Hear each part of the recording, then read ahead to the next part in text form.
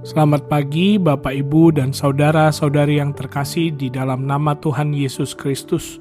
Sungguh sebuah anugerah kita dapat kembali berkumpul di pagi yang indah ini.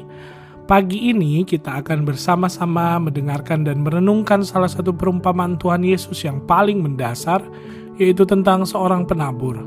Mari kita siapkan hati kita dan bertanya pada diri sendiri, tanah hati seperti apakah aku hari ini? Renungan kita akan dibimbing oleh Injil Lukas, pasalnya yang ke-8, ayat ke-4 sampai 15, tetapi saya akan membacakan dari ayat 11 sampai kepada 15. Dengarkanlah firman Tuhan. Inilah arti perumpamaan itu. Benih itu ialah firman Allah, yang jatuh di pinggir jalan itu ialah orang yang telah mendengarnya. Kemudian datanglah iblis, lalu mengambil firman itu dari dalam hati mereka, supaya mereka jangan percaya dan diselamatkan.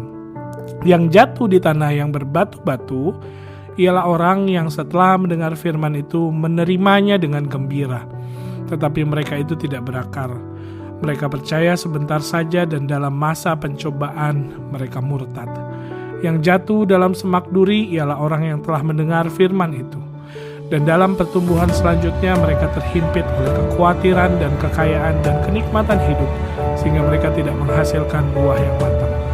Yang jatuh di tanah yang baik itu ialah orang yang setelah mendengar firman itu menyimpannya di dalam hati yang baik dan mengeluarkan buah dalam ketekunan.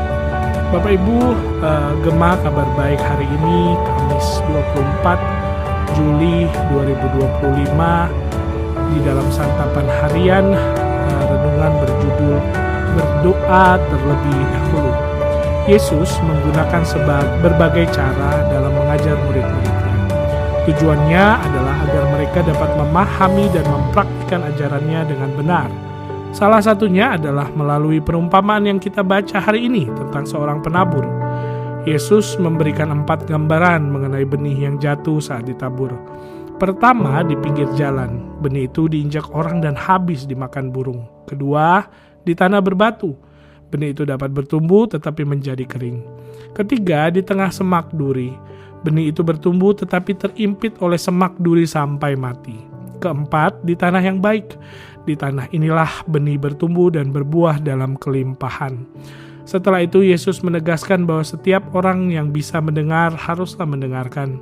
Sebab pada kenyataannya banyak orang, bahkan termasuk murid-muridnya, tidak memahami makna perumpamaan tersebut. Hanya melalui kasih karunia yang Yesus berikan, dapatlah mereka mengerti. Karena itu sekarang kita dapat mengerti bahwa Yesus sedang mengajar kita tentang kesiapan hati manusia dalam menerima firman Tuhan serta dampaknya.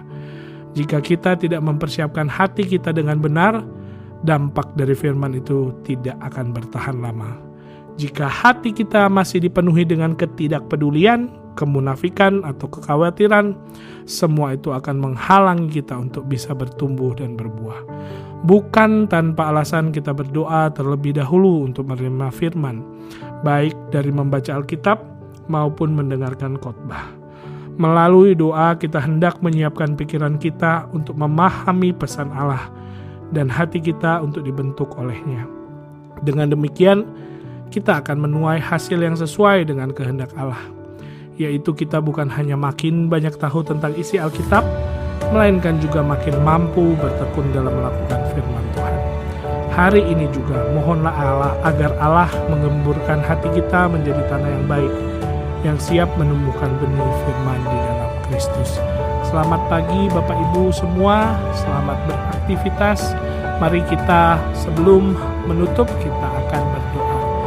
Bapa kami yang bertata di dalam kerajaan surga, terima kasih atas firman-Mu yang hidup, yang telah Engkau taburkan di hati kami pada hari ini. Kami bersyukur untuk kebenaran-Mu yang mengingatkan kami bahwa kondisi hati kami lah yang menentukan bagaimana firman-Mu dapat bertumbuh dan berbuah. Tuhan Yesus, ampunilah kami jika seringkali hati kami menjadi seperti tanah di pinggir jalan yang mudah dirampas oleh si jahat. Ampuni kami jika hati kami seperti tanah berbatu yang bersemangat di awal, namun mudah layu saat tantangan datang. Dan ampunilah jika kami memiliki hati yang dipenuhi semak duri, kekhawatiran, kesibukan, dan keinginan duniawi yang menghimpit pertumbuhan iman kami. Ya Roh Kudus, kami mohon bekerjalah dalam hidup kami, gemburkanlah tanah hati kami, siramilah dengan kasih-Mu dan bersihkanlah dari setiap duri yang mengganggu.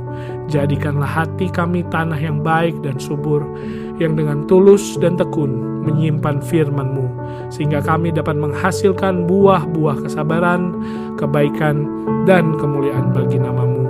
Kami serahkan seluruh hari ini ke dalam tangan-Mu, sertai setiap langkah pekerjaan dan pelayanan kami, agar semua yang kami lakukan dapat menjadi persembahan yang harum bagi-Mu.